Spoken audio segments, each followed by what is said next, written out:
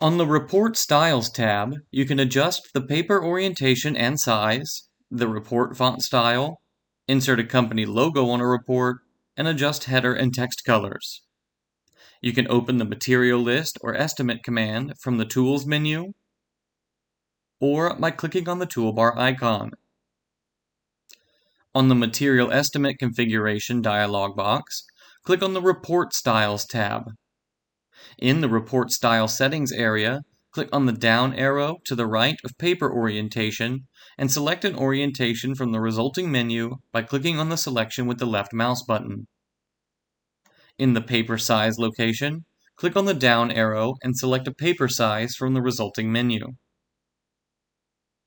In the Font Style location, click on the drop-down arrow. Use the scroll bar to view the available choices.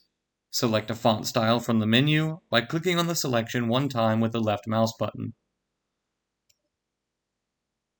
In the Company Logo area, enter the complete path to a logo image in the Image Path text box, or click on the Open icon to locate an image file on your computer.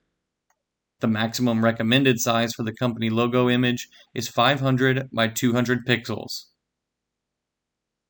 In the Report Color Settings area, adjust any of the header or text colors as necessary. Click on the colored rectangle to the right of a header or text label one time with the left mouse button to open the Color dialog box. Click on a predefined color of your choice, click somewhere inside the color box, or move the slider bar to select the color assignment.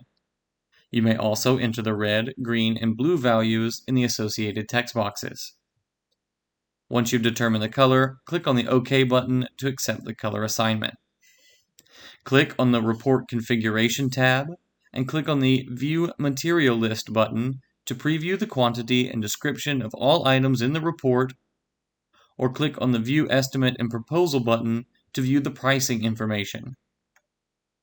Click on the Close button to exit the command.